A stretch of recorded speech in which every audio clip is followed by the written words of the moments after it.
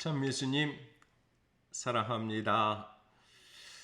함께 공부하면서 조금 더 우리 신앙이 주님 안에서 조금 이렇게 깊이 있게 믿음이 더 강화되는 마음으로 함께 가톨릭계 교리서 함께 공부하도록 하겠습니다.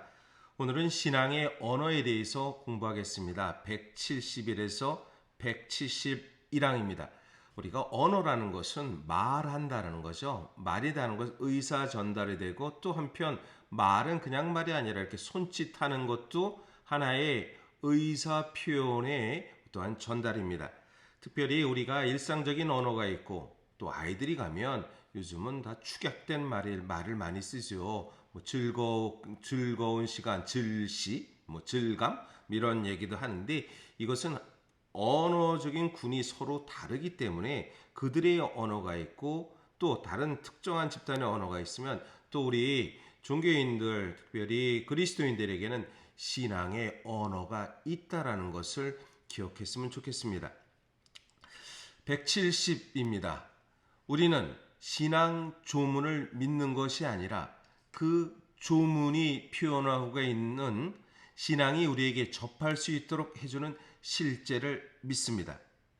신앙 조문을 믿는 것이 아니라는 사실이 중요합니다.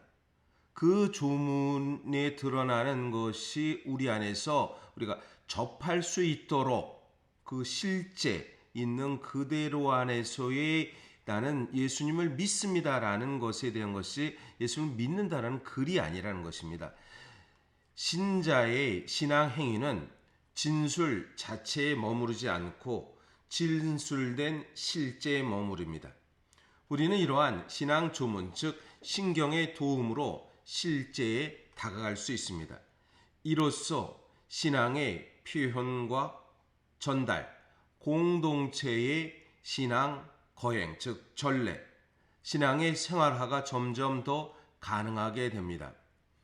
우리는 삼위일체신 하느님을 믿습니다라고 했을 때 삼위일체, 성부, 성자, 성령이 한 분이다라는 사실에 대해서 그냥 믿는 것이 아니라 아주 중요한 사실입니다. 왜냐하면 창조주 하느님, 구세주 하느님, 그리고 성화주 하느님이 한 분이라는 것은 우리 안에서 고백되고, 우리의 진술 안에서 내가 창조주에 대한 믿음, 내가 구원자로서 나에게 오신 주님에 대한 믿음, 나를 거룩하게 이끌어주는 그분에 대한 믿음에 대한 고백이지, 그것이 조문에 나온 것이 그 자체에 대해서, 왜냐하면 과거에 유격이다, 페르소나 개념이다라는 것은 당시의 언어입니다. 당시 초대교회, 그리고 그리스 시대 400년, 500년경, 그리고 그 언어가 하고, 그것이 중세시대의 토마스식의 언어, 스콜라식의 언어들이 오고, 지금 현대에서 신앙의 언어는 또 새롭게 해석되고 받아들일 수 있다라고 이렇게 말할 수 있습니다. 진리의 기둥이며 기초인 교회는 성도들에게 단 한 번 전해진 믿음을 충실히 지키도록 합니다. 그리스도의 말씀에 대한 기억을 지키는 것도 교회고, 사도들의 신앙 고백을 대대로 전하는 것도 교회입니다. 마치 어머니가 자녀들에게 말을 가르치고 그 말을 통하여 깨닫고 그것을 나누도록 가르치는 것처럼, 우리 어머니인 교회 역시 우리를 신앙의 이해와 삶으로 이끌고자 신앙의 언어를 가르칩니다. 신앙의 언어는 하느님과 함께 살아가고 있다라는 우리의 인식과 우리의 실천을, 신앙은 분명히 이 실천이라는 걸 얘기합니다. 그것을 표현하고자 하는 것은 언어입니다. 언어라는 것은 우리가 갖고 있는, 인간이 갖고 있는 역사적, 문화적 배경 속에서 시대적 성격을 듣고 시대적인 그 모습 안에서 어우러지기 때문에, 그래서 그리스도의 복음도 그것이 일어난 예수 그리스도 시대에 일어난 언어로 표현되는 것입니다. 하나의 종교가 지닌 경전, 즉 성경 말씀, 전례, 공동체 안에서 행위, 이 모든 것은 신앙의 언어라고 말할 수 있습니다. 종교적인 언어를 포함해서 우리가 하는 모든 언어가 문화와 함께 밀접한 관계에 있습니다. 계시, 구원, 은총, 그리고 성화, 그리고 우리 안에서 전례 안에서 이루어지는 다양한 언어들, 이 모든 것들이 신앙의 언어라고 표현할 수 있습니다.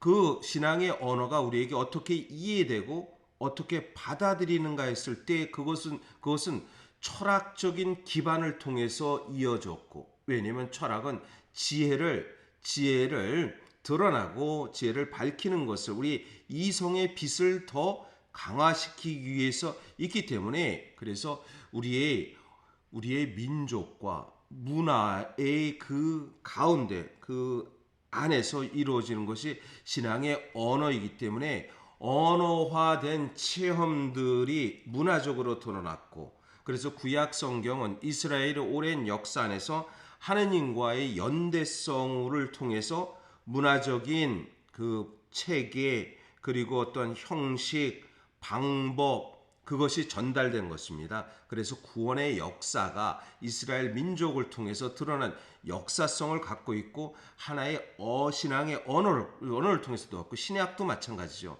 신약 성경도 그 안에 예수 그리스도의 사건이 그 공동체 안에서 예수님의 말씀과 행적이, 그리고 예수님의 십자가상의 고통과 죽음, 그리고 부활의 모습이 공동체 안에서, 즉 전례 안에서, 그리고 또 말씀 안에서 드러났다는 것을 먼저 새겨야 됩니다.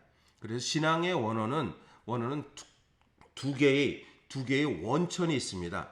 하나는 계시에서 드러난 신앙의 어떠한 전승이 있고, 또 하나는 우리가 각자 체험입니다. 하느님의 역사가 우리 안에서 들어온 것이 계시고, 그래서 과거의 신앙의 언어가 전승으로 내려왔고, 하나는 각 시대의 체험이 있다는 것입니다. 우리가 그렇죠, 과거에 믿었다는 것을 고백하는 것이 아니라 지금 우리 자신이 예수 그리스도 안에서 이해되고 받아들이고, 예수 그리스도 사건 우리 안에서 어떻게 이해되고 어떻게 받아들이는가에 따라서 다르게 될 수 있다는 것입니다. 해석은 입으로 표현되는 언어도 있고, 몸으로 몸으로 하는 언어, 즉 실천이 있습니다. 우리는 태어나면서부터 아주 끊임없이 체험하고 배우면서 살게 됩니다. 학습을 통해서 변화된다는 것이죠. 도덕적 질서, 그리고 우리 삶의 신앙적인 어떠한 가치, 성장, 이 모든 것은 끊임없이 체험을 통해서 우리가 얻게 되는 것입니다. 교육을 통해서 또 얻게 되는 것이죠. 그래서 우리 각자에게 고유한 어떠한 인식의 망이 있다고 합니다. 우리에게 고유한 인식의 망을 통해서 해석하고 언어화하면서 그것을 실천을 드러나게 됩니다. 인식의 망, 신앙 공동체가 전달하는 과거의 신앙 언어는 어떻게 보면 과거일 수 있습니다. 지금 우리가 새롭게 이해되고 받아들이는 인식의 망이 지금 이 시대 안에서 어떻게 보면 4차원 시대 안에서 우리의 신앙을 어떻게 체험하고 어떻게 이해하고 어떻게 내 안에서 함께 주 예수 그리스도와 함께 살아갈 수 있는가라는 인식의 망을 다시 한번 기억했으면 좋겠습니다. 그래서 이 신앙 언어는 우리에게는 다양한 표현들이 있고 다양한 또한 그 전달하는 것이 있습니다. 그러나 그 속에서 전례 안에서, 그리고 생활 안에서 신앙을 깊이 있게 받아들이는 그 모습이 실로 중요하다. 그래서 우리가 신앙의 과거의 역사가 아니라 지금 내 개인의 역사 안에서 신앙의 언어를 어떻게 이해하고 받아들이는가, 그것은 우리 각자 더 주님과 함께 있는 다양한 방법으로 하나씩 나가는 길이라는 것을 기억했으면 좋겠습니다. 네, 주님 안에서 오늘도 행복한 하루가 되시기를 바라겠습니다.